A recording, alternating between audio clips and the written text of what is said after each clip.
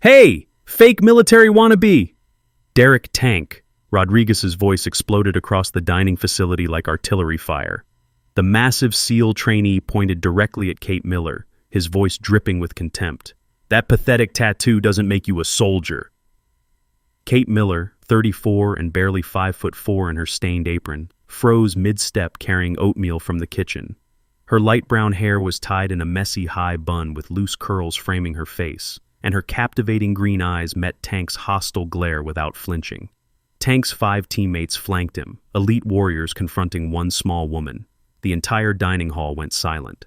Then the 3-ton supply container being unloaded crashed to the floor with a sound like incoming mortars. Restraining cables snapped. Steel split open. What spilled across the concrete wasn't frozen beef or vegetables. It was dozens of M4 rifles, ammunition crates, and equipment marked classified munitions. Tank stared at the weapons cache, then back at Kate standing beside the evidence with that mysterious 2847 tattoo on her arm. What the hell? His accusation suddenly turned deadly serious. She's the inside man, been smuggling weapons through food supplies. Every eye in the facility locked onto Kate Miller. 200 personnel now saw her as a terrorist infiltrator instead of just a cook with fake military ink. But what these elite warriors didn't know about the woman they'd just cornered was about to flip this entire situation in the most shocking way possible. If you've ever been falsely accused of something you didn't do, you know that sinking feeling in your stomach. Kate's about to experience something far worse than embarrassment. She's facing potential treason charges. But what these SEALs don't know about her past is going to turn this entire situation upside down.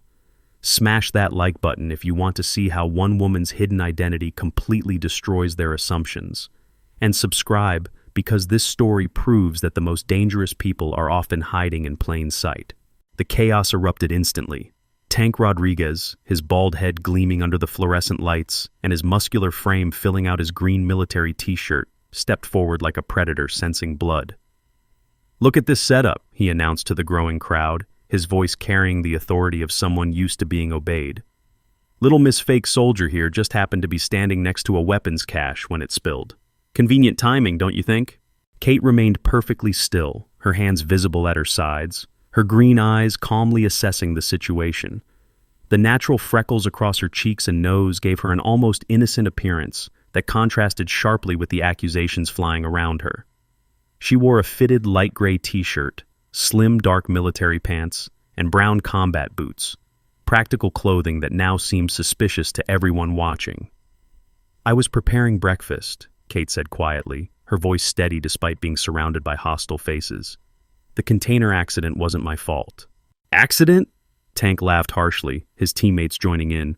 "Rodriguez, Wilson, Brooks, Martinez, Carter, you all see this setup, right?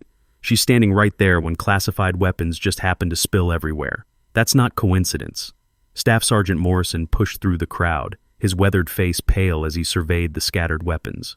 "Nobody touch anything," he barked, but his eyes kept darting nervously between the evidence and Kate. "This is now a crime scene." Lieutenant Sarah Park from Military Intelligence appeared at Morrison's shoulder, her sharp eyes already cataloging every detail. "Miller, is it?" she asked Kate, pulling out a tablet. "How long have you been working food service here?" 6 years, Kate replied simply. 6 years, Tank repeated mockingly. "Perfect cover. How many weapons shipments have you helped redirect in 6 years, terrorist?" Captain Bradley Stevens arrived at a run, his uniform crisp despite the early hour. The training officer took one look at the situation and immediately focused on Kate. "You," he pointed at her, "step away from the evidence, hands visible at all times." Kate complied without argument, but something in her movement caught the attention of Chief Santos, the dining facility supervisor. Santos had worked with Kate daily for years and knew her routines better than anyone. The way Kate positioned herself wasn't random. She maintained clear sight lines to all exits while keeping her back to a solid wall. That wasn't normal civilian behavior. "Captain Stevens," Santos spoke up hesitantly, "Miller's been our most reliable employee. She knows food service protocols better than anyone on staff." "Protocols?"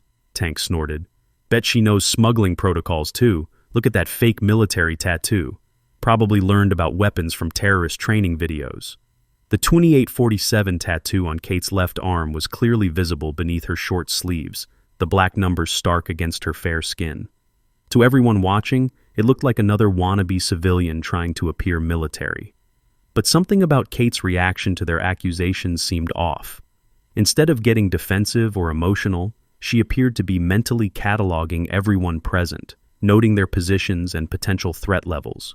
"Those ammunition crates," Kate said suddenly, her voice cutting through the chatter. "Check the lot numbers. They're not standard issue." Lieutenant Park's tablet stopped moving. "What did you say?" "The ammunition. Those aren't standard NATO rounds. The markings indicate specialized loads, probably for designated marksman rifles. Wrong caliber for the M4s they're packed with." The crowd went quiet. Tank's confident smirk faltered slightly. How would a cook know the difference between ammunition types? "That's..." Lieutenant Park checked her tablet, cross-referencing munitions databases. "That's correct. These rounds are 7.62 NATO, not 5.56. They don't match the rifles." Staff Sergeant Morrison looked like he'd swallowed something sour. "Miller, how exactly do you know ammunition specifications?" Kate shrugged slightly. "You pick things up working around military personnel for 6 years." But Chief Santos was frowning now. In 6 years of working together, Kate had never once discussed weapons or ammunition. She talked about recipes, dietary restrictions, food safety protocols. This level of technical knowledge was coming from somewhere else entirely. Tank wasn't giving up his narrative easily. "Nice try with the misdirection," he said, stepping closer to Kate. His size advantage was intimidating. At 6 feet 4 inches and 240 pounds of muscle, he towered over her small frame. "But that just proves you know too much about weapons. Regular cooks don't study ammunition specifications." "Regular cooks," Kate repeated quietly, "don't usually find classified munitions in their food deliveries either." Something in her tone made several people take notice. There was no fear in her voice, no panic at being accused of terrorism. If anything, she sounded almost disappointed, like this situation was an inconvenience rather than a life-threatening crisis. Captain Stevens was on his radio now, calling for base security. "I need a security team to the dining facility immediately. Possible terrorist incident involving weapons smuggling." "Terrorist incident," Kate murmured, so quietly only those closest could hear. Interesting choice of words. Lieutenant Park looked up from her tablet. "Miller, I'm showing your background check came back with some unusual flags. It says to contact higher authority for any security-related incidents involving you." "Higher authority?" Tank laughed. "What, did fake soldier here claim to be Delta Force on her application too?" But Lieutenant Park wasn't laughing. The flags in the system weren't the kind generated by false claims or wannabe behavior. They were the kind that appeared when someone's real background was classified beyond her clearance level. Are you catching the clues about Kate's real background? The way she handles pressure, her tactical awareness, that mysterious tattoo? Veterans watching this will definitely recognize these signs. Share this story with someone who needs to remember that heroes come in unexpected packages, and hit the notification bell because the revelation coming next will blow your mind. Base security arrived in force. 4 armed guards led by Sergeant Martinez, all business as they assessed the situation. The dining facility, which minutes earlier had been filled with casual breakfast conversation, now resembled a crime scene investigation. "Secure the area," Sergeant Martinez ordered. "Nobody touches the evidence. Miller, you're coming with us for questioning." "Wait," Chief Santos stepped forward. "I've worked with Kate for 6 years. She's never shown any suspicious behavior. This has to be a misunderstanding." Tank crossed his massive arms. 6 years of deep cover, you mean? Perfect position to monitor base operations, track security protocols, identify vulnerabilities. Classic terrorist infiltration. Kate finally spoke, her green eyes meeting Tank's hostile stare. "If I were infiltrating this base," she said calmly, "do you really think I'd choose food service? Limited access to sensitive areas, constant supervision, background checks every year for security clearance renewal?" The logic was sound, but Tank wasn't interested in logic. "Maybe you're just not very good at being a terrorist." "Or maybe," Kate replied with the faintest hint of a smile, "I'm very good at something else entirely." That smile made Sergeant Martinez pause. In 20 years of military service, he'd learned to read people. Kate Miller wasn't acting like someone caught in a crime. She was acting like someone who knew more about the situation than she was letting on. Lieutenant Park's tablet chimed with an incoming message. She read it twice before looking up with confusion. Captain Stevens, I'm getting word from Military Intelligence Command. They want Kate Miller held in protective custody, not detention. Protective custody? Tank's voice rose. She's caught red-handed with stolen weapons. Actually, Kate said, her voice still maddeningly calm, I wasn't caught with anything. I was preparing breakfast when a supply container malfunctioned and spilled its contents. Significant difference. Captain Stevens studied Kate carefully. Something wasn't adding up. Her language patterns, her calm under pressure, her technical knowledge. None of it fit the profile of either a terrorist or a civilian cook. Miller, Stevens said slowly, what exactly did you do before working here? Food service, Kate replied. Various locations. Military locations? Kate's pause lasted exactly 3 seconds, long enough for everyone watching to notice, short enough to maintain plausible deniability. Some were government contracts. Staff Sergeant Morrison was sweating now, despite the cool morning air. Captain, maybe we should focus on securing the weapons first. Chain of custody, proper evidence handling. But Lieutenant Park was focused on something else entirely. Miller, those ammunition specifications you mentioned, that's not general knowledge. That's specialized information. Where exactly did you encounter 7.62 NATO rounds before? Kate tilted her head slightly, studying Lieutenant Park with new interest. Your military intelligence. That's correct. Then you know that some questions have answers that require proper clearance levels. The statement hit the gathering like a cold slap. Tank's confident expression cracked slightly. Civilians didn't talk about clearance levels. They didn't reference classification protocols. They certainly didn't remain this composed when accused of terrorism. Chief Santos was staring at Kate like she'd never seen her before. Kate, what aren't you telling us? Before Kate could respond, Sergeant Martinez's radio crackled to life. Martinez, what's your status on the dining facility incident? Sir, we have the suspect in custody. One Kate Miller, civilian food service employee caught with classified weapons. Negative on detention, the voice came back immediately. Miller is to be held in protective custody pending arrival of Colonel Martinez. No interrogation until he arrives. Tank's face was turning red. Protective custody? For a terrorist?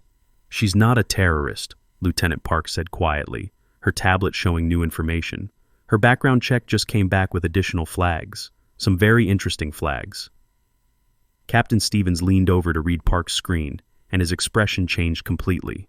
Holy cow, he whispered. What? Tank demanded. What does it say? Lieutenant Park looked at Kate with new respect.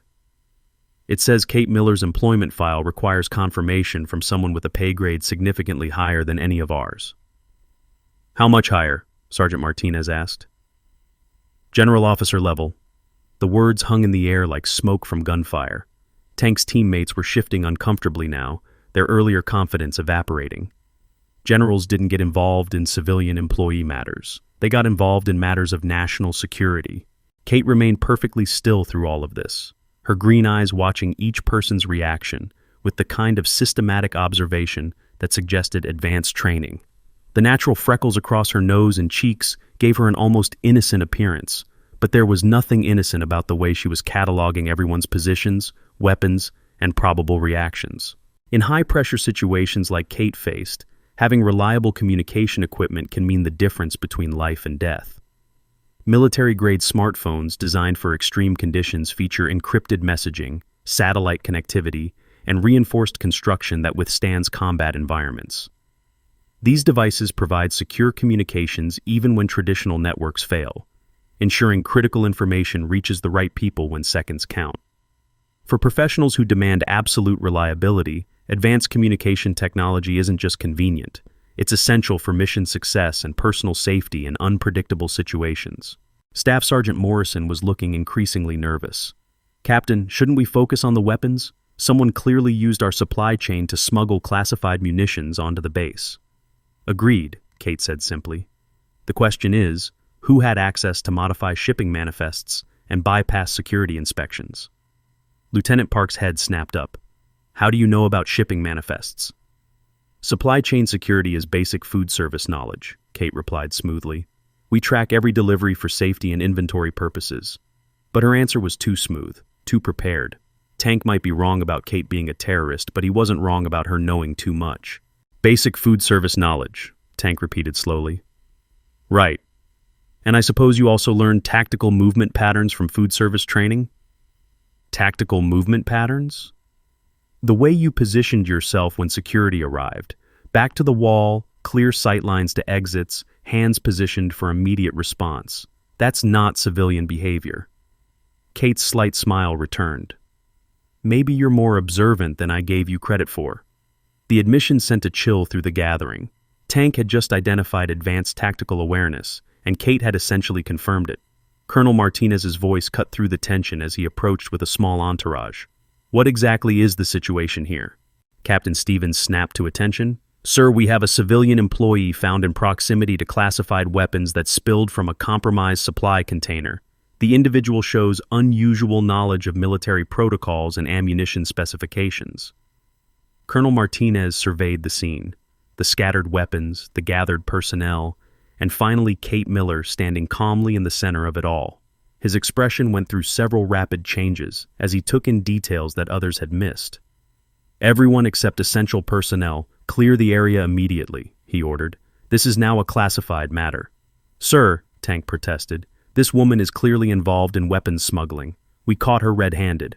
Colonel Martinez looked at Tank with the kind of stare that had ended many military careers. Trainee Rodriguez, you are dismissed. Return to your quarters and await further orders. But sir, that wasn't a request. Tank's teammates were already backing away, recognizing the tone of voice that meant immediate compliance or immediate disciplinary action. Tank hesitated, his pride warring with his training, before finally saluting and departing with obvious reluctance. As the crowd dispersed, Colonel Martinez approached Kate directly. Miller, he said, his voice carefully neutral, we need to talk. Yes, sir, Kate replied, and something in her tone made it sound more like a response between equals than between superior and subordinate. Lieutenant Park was still studying her tablet. Sir, Miller's background check is showing some very unusual flags. References to classified programs, clearance levels that shouldn't exist for civilian personnel. I'm aware, Colonel Martinez said quietly. Miller, you understand that your current situation has created some complications. Complications tend to arise when cover stories intersect with real events, Kate replied calmly. The statement hung in the air like a confession, and a warning rolled into one. Cover stories, not background checks or employment histories. Cover stories. Chief Santos was staring at Kate with growing realization. 6 years, she whispered. 6 years you've been working next to me and I never knew. Knew what? Kate asked gently. Who you really are. Kate's green eyes softened slightly. I'm still the same person who makes your coffee exactly how you like it every morning, Chief. Some things don't change. But other things do, Colonel Martinez said grimly. Miller, this incident has compromised operational security in ways that require immediate attention. Private Tommy Chen had been standing at the edge of the group, unnoticed in the drama, but now he stepped forward hesitantly. Sir, I think I saw something last night that might be relevant. All eyes turned to the young soldier. Tommy was barely 20, fresh out of basic training, but his expression was serious. What did you see, Private? Colonel Martinez asked. I was on duty in the supply warehouse around 0200 hours. I saw Lieutenant Rodriguez loading containers onto a civilian truck. When he saw me, he said it was authorized food delivery for off-base catering, but the containers looked heavier than food supplies should be. The information hit the group like a physical blow. Lieutenant Rodriguez, Tank's older brother Marcus, who worked in logistics coordination. Staff Sergeant Morrison's face went ashen. Sir, Lieutenant Rodriguez handles all our supply chain manifests. He has access to shipping schedules, security protocols, inventory systems. Kate was watching Morrison's reaction with interest. Sergeant, you seem concerned. Is there something about the supply chain you'd like to share? Morrison's eyes darted between Kate and Colonel Martinez. That is, all our protocols are standard military procedure, including the protocols for disguising weapon shipments as food deliveries, Kate asked mildly. The question was delivered so casually that it took several seconds for its implications to register. Kate wasn't just observing the investigation. She was conducting it. Lieutenant Park looked up from her tablet with alarm. Sir, I'm showing multiple irregularities in supply manifests over the past 6 months. Weight discrepancies, altered shipping codes, unauthorized after-hours deliveries. All authorized by Lieutenant Rodriguez, Morrison added quickly. I just follow his orders. Kate tilted her head slightly. Interesting. So Lieutenant Rodriguez has been modifying supply chains, authorizing unusual deliveries, and now his brother publicly accuses me of weapons smuggling, almost like someone's trying to deflect attention from the real operation. The logical progression was devastating in its simplicity. Tank's aggressive accusations against Kate suddenly looked less like righteous indignation and more like misdirection. Colonel Martinez was studying Kate with the kind of intensive focus usually reserved for classified briefings. Miller, your analysis of the situation suggests familiarity with investigative protocols beyond civilian experience. Does it? Kate asked innocently. It does. It also suggests you've been conducting your own investigation into supply chain irregularities. Kate's slight smile returned. Food safety is very important, sir. Contaminated supplies can affect the health and readiness of entire units. And weapons smuggling? Also tends to affect readiness, Kate replied dryly. Lieutenant Park's tablet chimed again. She read the message, and her expression shifted to something approaching awe. Sir, I'm getting a priority message from General Morrison's office. He's requesting immediate secure video conference regarding Kate Miller. General Morrison? Colonel Martinez frowned. What's his interest in a civilian food service employee? Before anyone could answer, Kate spoke quietly. Perhaps you should take that call, sir. Her tone suggested she knew exactly what General Morrison was going to say, and that knowledge was about to change everything for everyone present.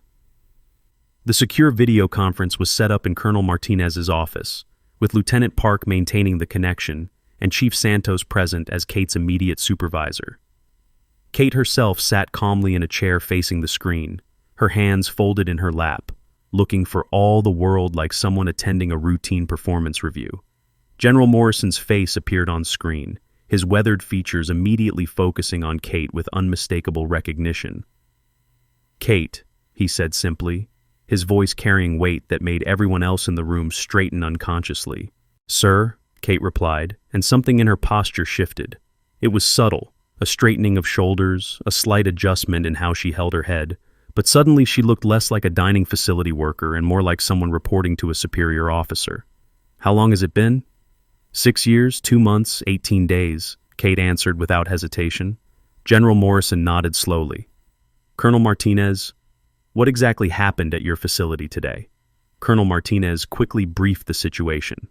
The container accident, the weapons discovery, Kate's unusual knowledge, the investigation into supply chain irregularities, and the accusations against Kate, made by trainee Rodriguez, whose brother, Lieutenant Marcus Rodriguez, appears to be involved in the actual smuggling operation.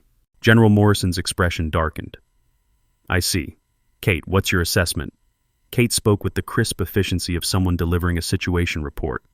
Sir, weapons have been moved through the food supply chain for approximately 6 months. Lieutenant Rodriguez modified manifests and shipping schedules. Staff Sergeant Morrison altered inventory records to cover discrepancies. Contractor involvement likely. Civilian trucks used for off-base transfers. Weapons appear destined for domestic distribution based on ammunition specifications. The briefing was delivered with the kind of systematic precision that left no doubt about Kate's real background. This wasn't speculation from a civilian observer. This was professional intelligence analysis. Before Kate's true identity gets exposed in the most dramatic way possible, take a second to comment below. What do you think that 2847 tattoo really means? The answer is going to shock everyone in that dining facility. Like this video if you believe people deserve respect regardless of their appearance, because what happens next proves exactly why. General Morrison leaned forward. Colonel Martinez, I need you to understand something. The woman sitting in your office is not Kate Miller, civilian food service employee. The room went dead silent. 6 years ago, she was Chef 7, part of a classified program called Project Shadow Chef. The program trained operatives to infiltrate hostile organizations through food service positions. It was discontinued after a mission in Afghanistan went sideways, and all operatives were presumed killed in action. Colonel Martinez looked at Kate with new eyes. Presumed killed in action? I faked my death, Kate said simply.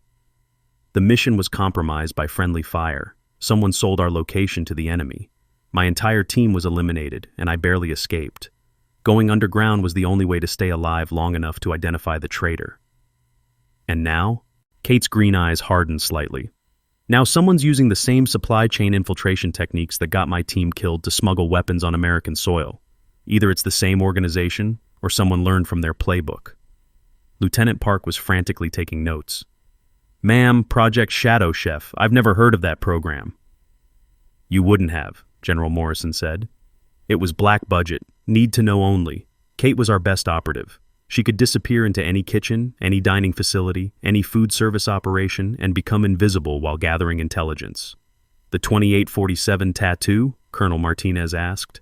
"Unit identification, Chef 7, graduated class of 2847. Only 12 operatives ever completed the program, and Kate was the only one who survived the Afghanistan mission." Chief Santos was looking at Kate like she'd never seen her before. 6 years you've been making sandwiches and serving coffee, and you're actually a classified operative?" Kate's expression softened. "I'm actually someone who lost her entire team and chose to honor their sacrifice by protecting people instead of hunting down revenge." "The sandwiches were real, Chief. So was the coffee. So was caring about everyone who ate in that dining facility. But you were investigating the weapons smuggling?" "I was protecting my people," Kate corrected. "When weapons start moving through food service, it threatens everyone who depends on that facility. Military personnel, civilian contractors, families. I couldn't just ignore it." General Morrison's voice cut through the emotion. "Kate, we've been tracking similar operations at 3 other bases. This isn't isolated, it's coordinated. We need Chef 7 back in the field." Kate was quiet for a long moment. "Sir, with respect, Chef 7 died in Afghanistan. Kate Miller makes a much better life. Kate Miller can't stop a network that's smuggling military weapons to domestic terrorist cells," General Morrison replied bluntly. "Chef 7 can." The weight of that statement settled over the room like smoke. This wasn't just about one base or one smuggling operation. This was about national security on a scale that required bringing a dead operative back to life. Kate's ability to analyze complex supply chain data while under pressure demonstrates the importance of advanced cybersecurity training in today's digital battlefield.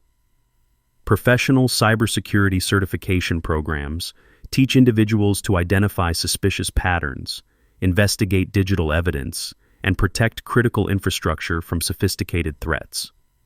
These comprehensive courses cover everything from network analysis to digital forensics, preparing students for high-stakes careers in military, government, and private sector security. When national security depends on digital vigilance, proper training transforms ordinary employees into first-line defenders against cyber warfare. Lieutenant Park looked up from her notes. "General, what about the Rodriguez brothers and Staff Sergeant Morrison?" "Lieutenant Marcus Rodriguez has been under surveillance for 3 weeks, General Morrison revealed. "We've been building a case against the entire network. This incident actually accelerated our timeline." Kate nodded slowly. "You were using the base as bait." "We were gathering evidence, but Tank Rodriguez's accusations against you changed the dynamic. If the smugglers think their operation is blown, they'll disappear and restart elsewhere. Unless," Kate said thoughtfully, "they think they've successfully framed me for their operation." Colonel Martinez caught on immediately. "They think you're taking the fall. They'll continue operating, thinking they're safe. Which gives us time to roll up the entire network," Kate finished. "But it means Kate Miller has to disappear, and Chef 7 has to resurface officially." Chief Santos was struggling with the revelation. "So everything I knew about you was a lie?" Kate turned to face her friend directly. "Chief, I make your coffee with 2 sugars and extra cream because you work 16-hour shifts and deserve something good in your day. I cover weekend shifts because I know you have grandchildren you want to visit. I've listened to you worry about your son's deployment and celebrated when he came home safe. None of that was a lie. That was me choosing to care about the people around me."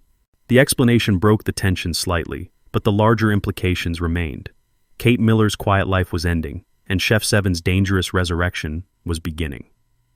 "General," Kate said finally, "if I do this, I want guarantees about the people here. Chief Santos, Private Chen, even the Rodriguez brothers, they don't get hurt because they got caught up in my cover story." "Agreed. But Kate, we need to move fast. Intelligence suggests the network is planning something big for the 4th of July weekend. Military bases, federal buildings, civilian targets. We're talking about a coordinated domestic terror attack using weapons smuggled through military supply chains." The scope of the threat was staggering.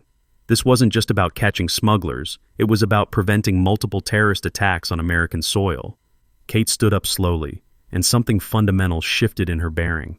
The humble dining facility worker was disappearing, replaced by someone harder, more focused, infinitely more dangerous. "All right," she said, her voice carrying new authority. "Let's end this."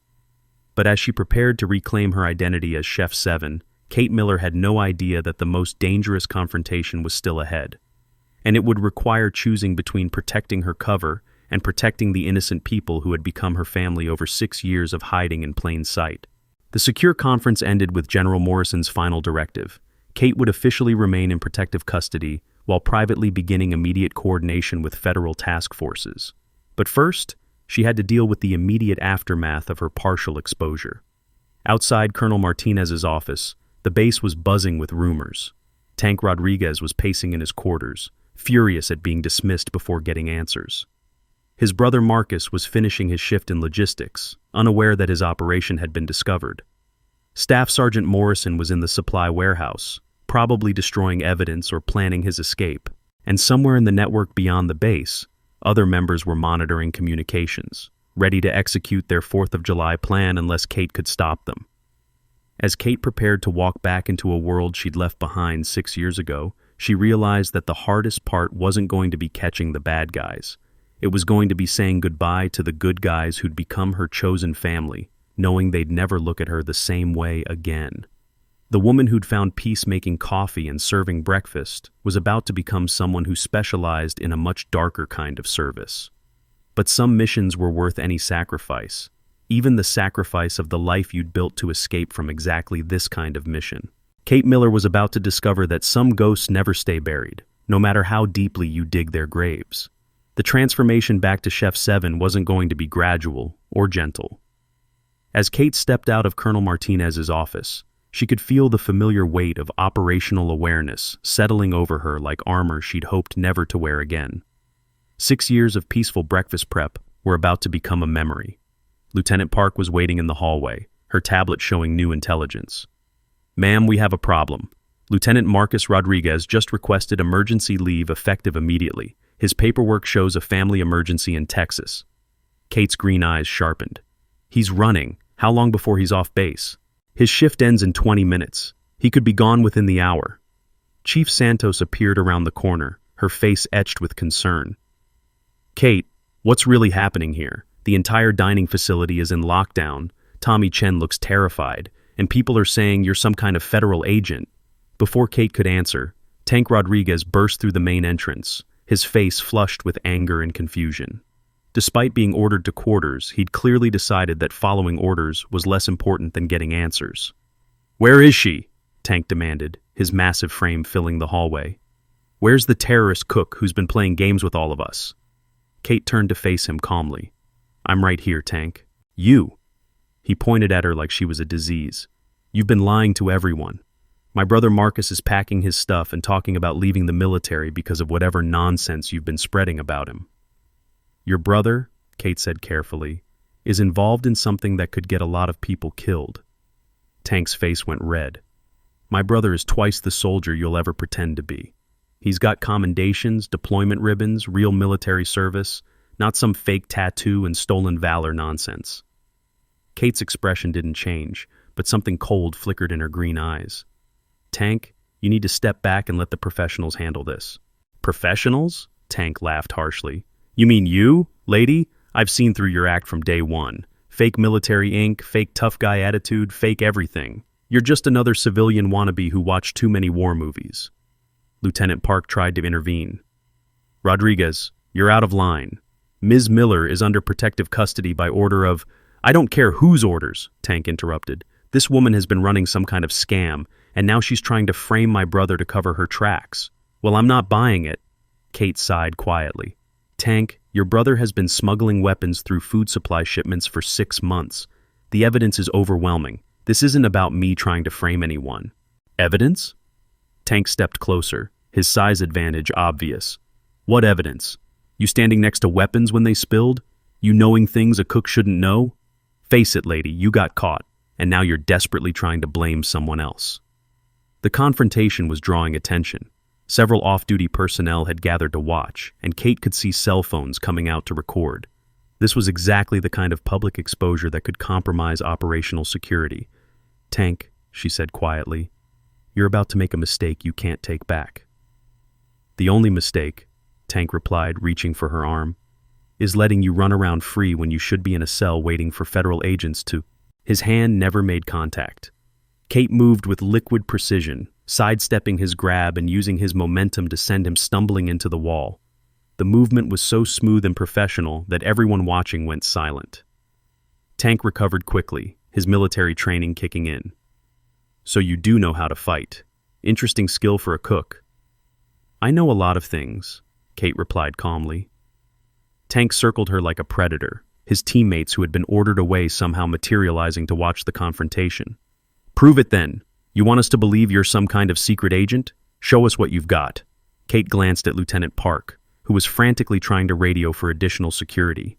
This situation was spiraling beyond any reasonable containment. "Tank, this isn't necessary. Your brother is already under investigation. Nothing you do to me is going to change that." "Maybe not," Tank admitted, "but at least everyone will know that when push comes to shove, fake soldiers get exposed." He lunged forward with the speed and power that had made him a top SEAL candidate. But Kate wasn't there when he arrived.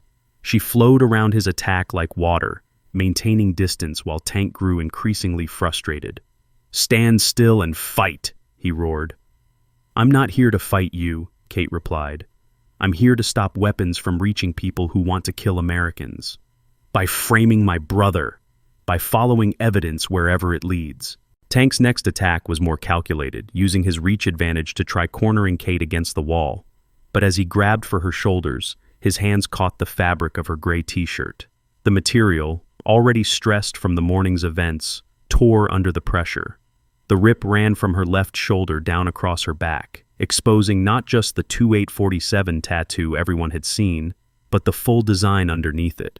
The numbers were part of a larger piece, an intricate military unit insignia featuring crossed knives, a skull, and wings, with text that read, "Project Shadow Chef, Chef 7, in precise military lettering. The hallway went dead silent. Tank's hands froze mid-grab, his eyes fixed on the exposed tattoo. This wasn't some wannabe civilian's fake military ink. This was the kind of detailed professional work that military units commissioned for their most elite members. The craftsmanship, the symbolism, the text, everything about it screamed authentic special operations. Lieutenant Park's tablet slipped from nerveless fingers, clattering to the floor. Chief Santos's hand flew to her mouth. The gathering crowd stared in shocked silence at proof that everything they thought they knew about Kate Miller had been wrong. "Holy cow," someone whispered. Tank stepped back involuntarily, his aggressive posture crumbling as the implications hit him.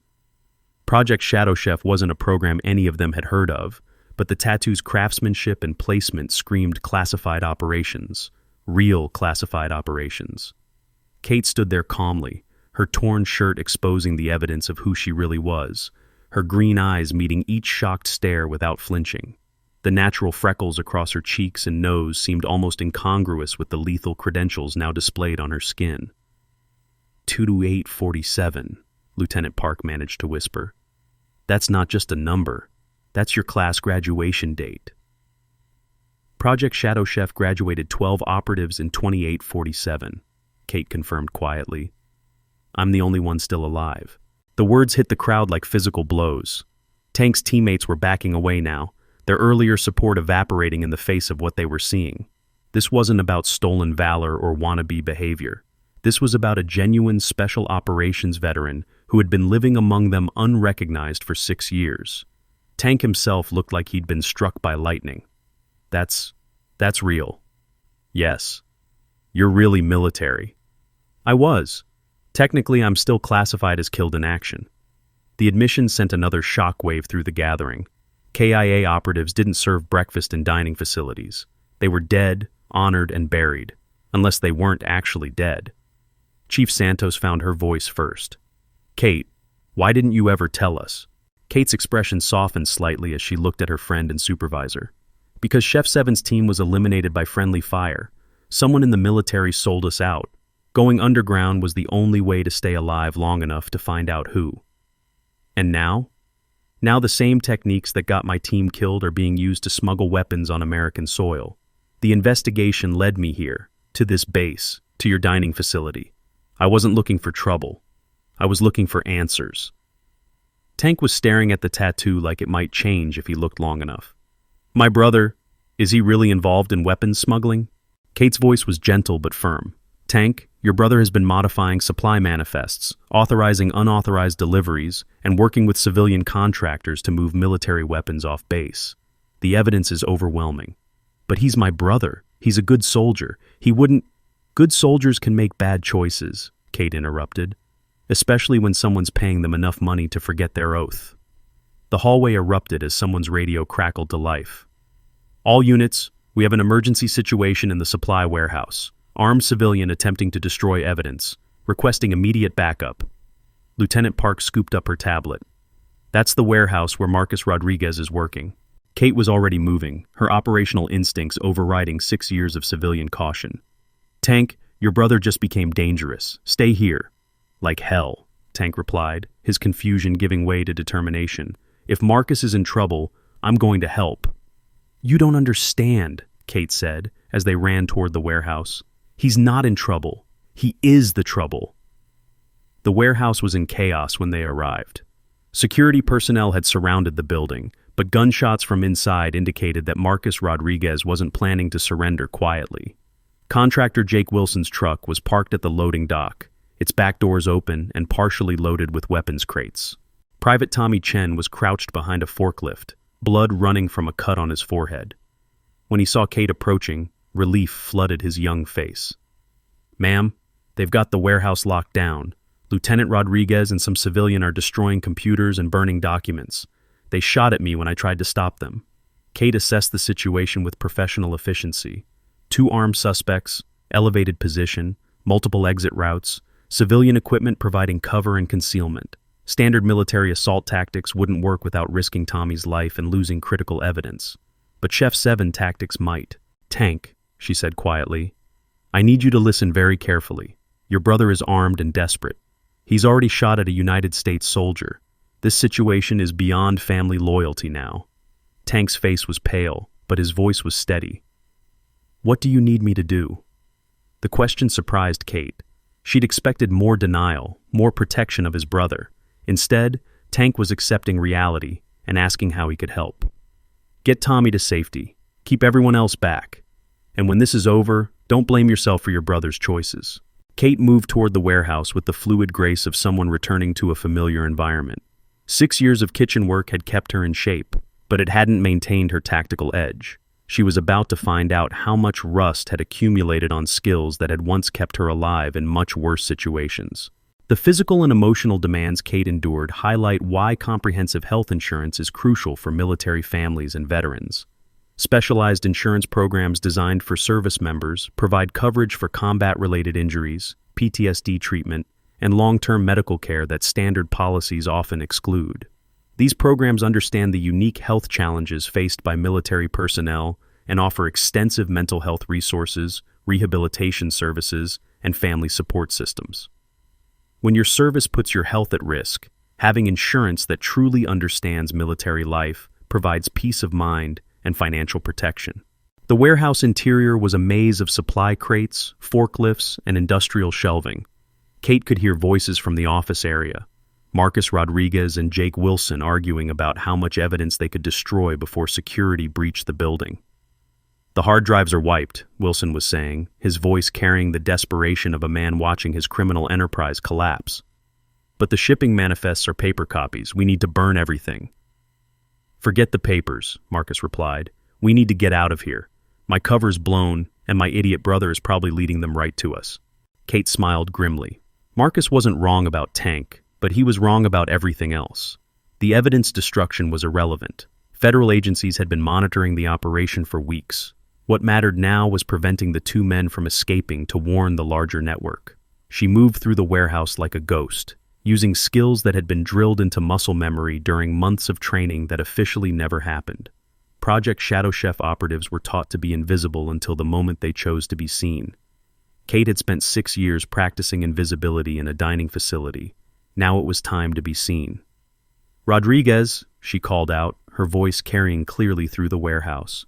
Marcus Rodriguez, this is Kate Miller. We need to talk. The response was immediate. Gunfire from two different positions, bullets spanging off metal shelving and concrete walls. Kate had anticipated the reaction and was already moving, using industrial equipment for cover while closing distance on her targets. Miller? Marcus's voice was incredulous. The cook? How did a kitchen worker track us down? Kate's reply came from a different position than expected. Maybe because I'm not just a kitchen worker. More gunshots, wild and panicked now. Wilson was firing at shadows while Marcus tried to coordinate their escape, but the warehouse had only 2 exits, and security had both covered. They were trapped with a woman they'd underestimated in the worst possible way. Marcus? Kate called again, her voice now coming from yet another location. Your brother is outside. Tank believes in you, believes you're a good soldier who made a mistake. Don't make him watch you get killed resisting arrest. Tank? Marcus's voice cracked slightly. Tank's here? He's here. He's confused and hurt and trying to understand how his big brother became a weapons smuggler. You can surrender now and maybe salvage some relationship with him, or you can keep shooting and destroy even that. The gunfire stopped. Kate could hear whispered arguing between Marcus and Wilson, the civilian contractor trying to convince the soldier to keep fighting while Marcus wavered. Miller, Marcus called out finally, I know who you are now. Tank told me about your tattoo, about Project Shadow Chef. If you're really military, you understand orders. I was following orders. Kate's voice turned cold. Whose orders, Marcus? People with rank higher than yours. People who said moving these weapons was part of a classified operation. The admission was crucial intelligence. Marcus wasn't just a corrupt soldier. He was a manipulated one. Someone higher up the chain had convinced him that weapons smuggling was patriotic duty. Marcus, those people lied to you. The weapons you've been moving are going to domestic terrorists planning attacks on American civilians. 4th of July weekend, multiple targets. You've been helping plan mass murder on American soil. The silence that followed was absolute. When Marcus spoke again, his voice was barely audible. That's not... They said it was supplying allies. Overseas operations. Classified but legitimate. Jake Wilson, Kate called to the contractor. You want to tell Marcus the truth about where those weapons are really going? Or should I? Wilson's response was to resume shooting, but his aim was wild with panic. Marcus, however, had stopped firing entirely. Wilson, Marcus shouted. Tell me Miller's lying. Tell me we're not arming terrorists. Wilson's continued shooting was answer enough. Marcus Rodriguez finally understood that he'd been played, that his patriotism had been weaponized against the very country he'd sworn to protect. Miller, Marcus called out, his voice heavy with realization. If I surrender, if I cooperate fully, can you make sure Tank knows I thought I was serving my country? Kate's voice softened. I can make sure he knows you chose to do the right thing when it mattered most. The sound of a weapon hitting the concrete floor echoed through the warehouse. Wilson, stop shooting. We're done. But Wilson wasn't done. His civilian status meant no military honor code, no oath of service, no loyalty to anything except profit. He continued firing while moving toward a back exit, leaving Marcus exposed and abandoned. Kate made her move then, flowing between cover points with lethal efficiency. Wilson never saw her coming. One moment he was firing at shadows, the next he was on the ground with his weapon kicked away and Kate's boot on his chest. Jake Wilson, she said calmly, you're under arrest for conspiracy to commit terrorism, weapons trafficking, and being generally unpleasant to work with. Marcus Rodriguez emerged from cover with his hands raised, his face streaked with tears of shame and realization. Miller, I'm sorry. I believed them when they said, I know, Kate said gently. They're very good at finding good soldiers and turning them into unwitting accomplices. That's why this network is so dangerous. The warehouse doors burst open as security teams swarmed in, followed by Tank Rodriguez at a dead run. The massive SEAL trainee took in the scene, his brother in custody, Wilson zip-tied on the floor, Kate standing over both of them looking perfectly composed, despite having just conducted a single-handed assault on 2 armed suspects. Marcus? Tank's voice was thick with emotion. Tank, I messed up. I messed up bad. Marcus couldn't meet his brother's eyes. I thought I was following legitimate orders, but they used me. They used me to help terrorists. Tank looked at Kate with new understanding. You could have killed them both. Killing them wouldn't get us the intelligence we need to stop the July 4th attacks, Kate replied practically. Besides, your brother was manipulated. Wilson was the real enemy. The aftermath moved quickly. Federal agents arrived to take custody of Wilson and process Marcus as a cooperating witness. Lieutenant Park coordinated with multiple agencies to trace the weapons network. Chief Santos supervised cleaning up the mess in the dining facility. And Kate found herself once again the center of attention. But this time the attention came with respect instead of suspicion. The way this story ends will stay with you long after you finish watching. Kate's choice between safety and service reflects what real heroism looks like. If this story moved you, share it with someone who's ever felt underestimated. Subscribe for more incredible tales of hidden strength. And remember, the person serving your food might just be the one person capable of saving your life. As the immediate crisis wound down, the consequences began rippling outward in ways that would reshape not just the base, but the entire network Kate had spent 6 years unknowingly infiltrating. Colonel Martinez was coordinating with federal task forces to roll up similar operations at 3 other military installations. The intelligence from Marcus's cooperation had provided a roadmap to a conspiracy that reached into defense contractors, logistics companies, and military leadership at multiple levels. Staff Sergeant Morrison, faced with overwhelming evidence of his participation, had confessed to altering inventory records in exchange for $50,000. His military career was over, but his cooperation would help ensure that other compromised personnel could be identified before more damage was done. Tank Rodriguez sat with his brother in a secure briefing room, listening to Marcus detail how he'd been recruited by what he thought was a classified military operation. The manipulation had been sophisticated, involving forged orders, fake clearances, and convincing cover stories that had made weapons smuggling seem like patriotic duty. They targeted soldiers like me, Marcus explained, his voice hollow with shame. People with access but not enough rank to question orders from above. They made us feel special, chosen, part of something important. Tank's massive hands were clenched into fists, but his anger wasn't directed at his brother anymore. Who were they? Who recruited you? Higher ranking than I ever thought possible, Marcus replied.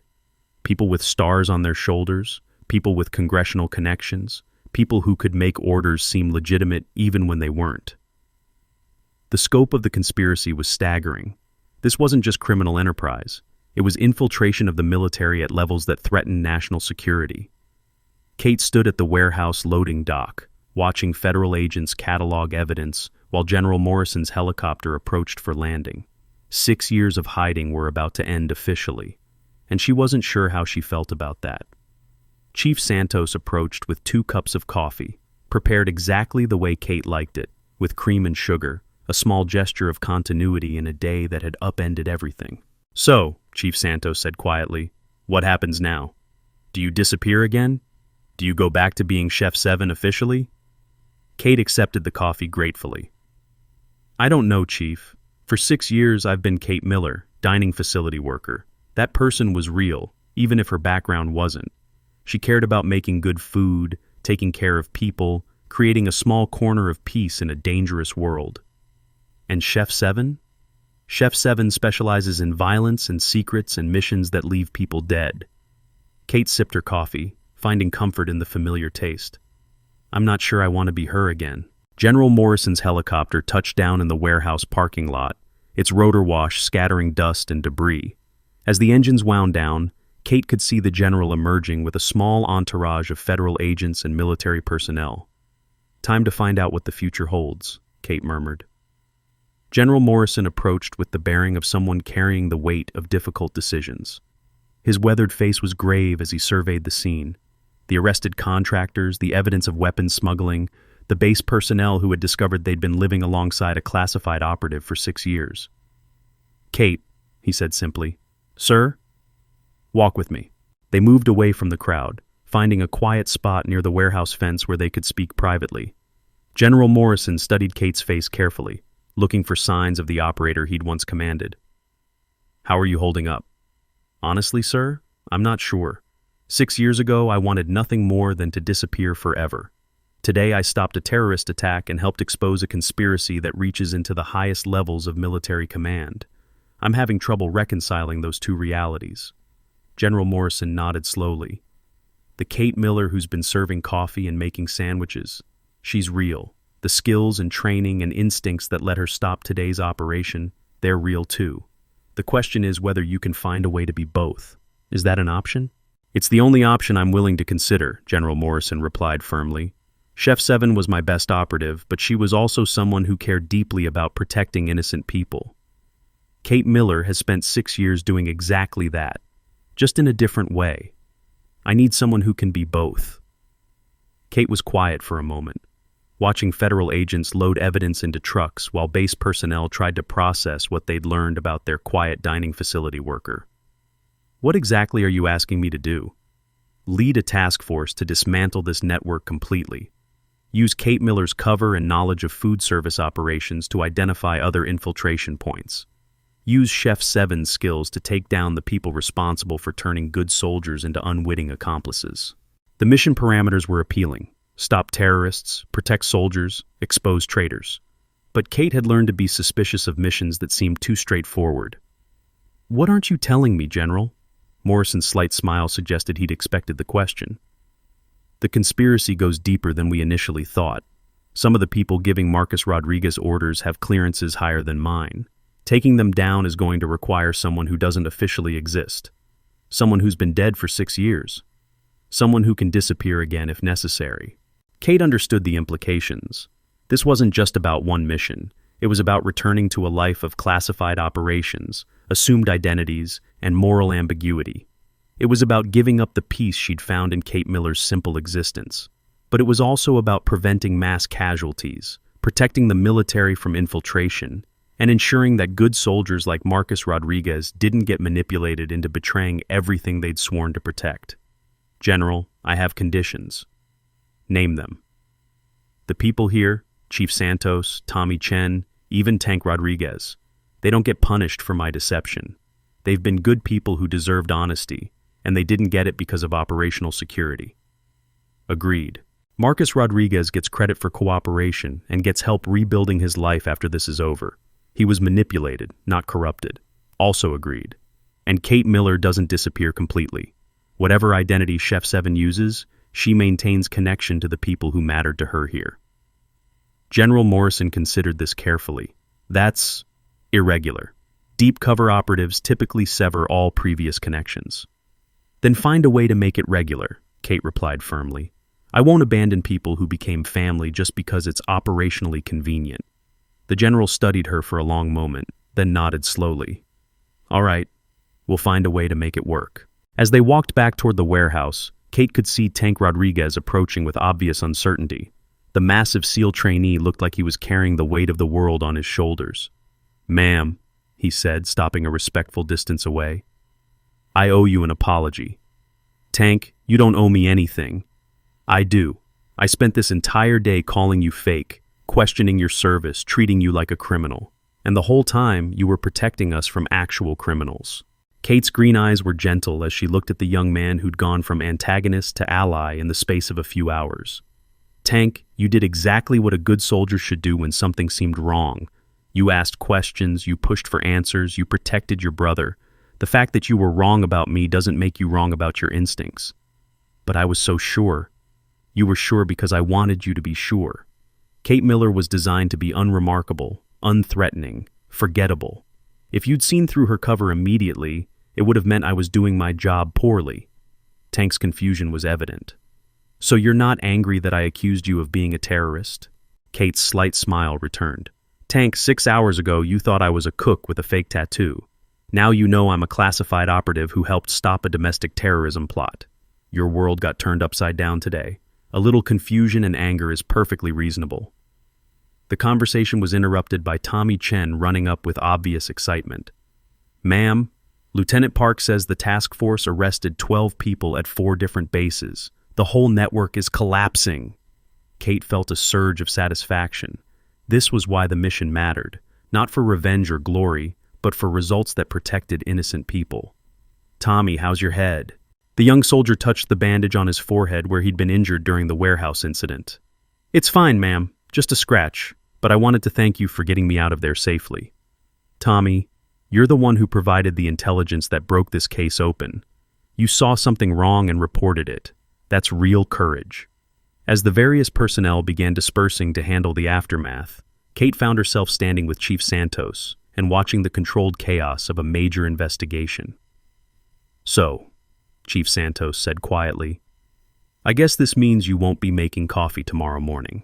Kate's expression grew thoughtful. "Actually, Chief, I think I will be. Different circumstances, different responsibilities, but I'll still be here. Kate Miller isn't disappearing completely." "Really?" "Really. I've learned that you can be more than one thing at the same time. I can be Chef 7 when national security requires it, and Kate Miller when my friends need coffee made exactly right." Chief Santos smiled for the first time all day. "In that case, I'll see you tomorrow morning. Regular time?" "Regular time," Kate confirmed. As the sun set over Naval Base Coronado, Kate Miller stood at the edge of her old life and the beginning of something new. She wasn't the same woman who'd fled Afghanistan 6 years ago, broken and betrayed. She wasn't just the quiet dining facility worker who'd served coffee and sandwiches without complaint. She was someone who had learned that service came in many forms, that strength could be hidden in plain sight, and that sometimes the most important battles were fought by people no one expected to be warriors. General Morrison approached one final time as his helicopter prepared for departure. "Kate, are you ready for this?" Kate looked around at the base that had been her home for 6 years, at the people who had become her chosen family, at the evidence of a conspiracy she'd helped expose. She thought about Marcus Rodriguez, manipulated into betraying his oath. She thought about Tommy Chen, brave enough to report suspicious activity despite the risk. She thought about Tank Rodriguez, learning that heroism came in unexpected packages. "General," she said finally, "I've been ready for 6 years. I just didn't know it yet." The helicopter lifted off, carrying General Morrison back to Washington where plans would be made and operations authorized. But Kate remained on the ground, exactly where she belonged. 3 weeks later, Naval Base Coronado looked almost normal. The investigation had concluded, the arrests had been made, and life had settled into new routines. The dining facility operated under enhanced security protocols, but breakfast still started at 0600 hours. Kate Miller stood behind the coffee station, preparing the first pot of the day exactly the way Chief Santos liked it. Her light brown hair was tied in its familiar messy bun, her gray t-shirt was clean and pressed, and her green eyes held the calm competence that had always been her trademark. But now everyone who looked at her knew they were seeing more than just a dining facility worker. The 2847 tattoo on her arm was no longer hidden, and the respect in people's voices when they spoke to her was genuine. Tank Rodriguez entered at exactly 0615, as had become his routine. He'd requested transfer to Kate's dining facility after the incident, claiming he wanted to learn about real service from someone who understood it. "Morning, ma'am," he said, accepting his coffee with the kind of reverence usually reserved for sacred rituals. "Morning, Tank. How's your brother doing?" "Better. The counseling is helping him process what happened. He wanted me to thank you again for giving him a chance to do the right thing." Kate nodded, pouring coffee for the growing line of personnel. "Redemption is possible for anyone willing to earn it." Tommy Chen appeared at the serving window, his youthful enthusiasm undimmed despite his brief encounter with violence. "Ma'am, Lieutenant Park wants to know if you're available for a briefing at 0900 hours. "Tell her I'll be there," Kate replied, ladling oatmeal into his bowl. "And Tommy, extra bacon today. Growing soldiers need proper nutrition." As the morning rush continued, Kate moved through her routines with practiced efficiency. To casual observers, she looked exactly like the unremarkable dining facility worker she'd always appeared to be. But those who knew better could see the subtle differences. The way she positioned herself to maintain visual contact with all entrances, the way her eyes tracked movement patterns and cataloged faces, the way she carried herself with the quiet confidence of someone who had faced down armed enemies and emerged victorious. Chief Santos appeared at her shoulder, watching the organized chaos of breakfast service with satisfaction. "Any word on your next assignment?" Kate's smile was mysterious. "Let's just say that Kate Miller's skills in food service are about to become very valuable in some interesting places." Dangerous places? Probably, but places where good food and careful observation can save lives. As the breakfast rush wound down, Kate stepped outside for a brief break. The California sunshine felt warm on her face, and the ocean breeze carried the scent of salt and possibility. Her secure phone buzzed with an encrypted message. "New operation authorized. Target, Defense Contractor Conference in Dallas. Cover, Catering Supervisor. Duration, 6 weeks. Except... Kate looked back at the dining facility where Tommy Chen was wiping down tables, Tank Rodriguez was helping with inventory, and Chief Santos was preparing for the lunch shift. These people had become her family, her anchor to normalcy, in a world of shadows and secrets. But somewhere in Dallas, defense contractors were planning operations that could threaten national security. Somewhere, good soldiers were being recruited for missions they didn't understand. Somewhere, weapons were moving toward people who wanted to hurt innocent Americans. Kate typed her reply. Accepted. When do I start? The response came immediately. Welcome back, Chef 7. Kate smiled, pocketing the phone and returning to the kitchen. She had coffee to make, lunch to prepare, and people to take care of. Tomorrow she might be infiltrating defense contractors and gathering intelligence on national security threats. But today, she was Kate Miller, dining facility worker, friend and guardian of a small corner of peace in a dangerous world. 3 months later, the Dallas operation had exposed corrupted defense contractors selling weapons technology to foreign agents. But as Kate prepared for her next assignment, Chief Santos approached with troubling news about suspicious new personnel files. Kate examined the contractor records, spotting discrepancies and recognizing hostile operative signatures in one man's scarred hands and calculating eyes. Her secure phone buzzed. The game isn't over, Chef 7. Some ghosts refuse to stay buried. Kate smiled grimly, her green eyes reflecting unshakable steel. Then it's a good thing ghosts know how to haunt back. Some battles never end. They just change battlefields. Heroes stand guard between peace and chaos, protecting the innocent one breakfast at a time.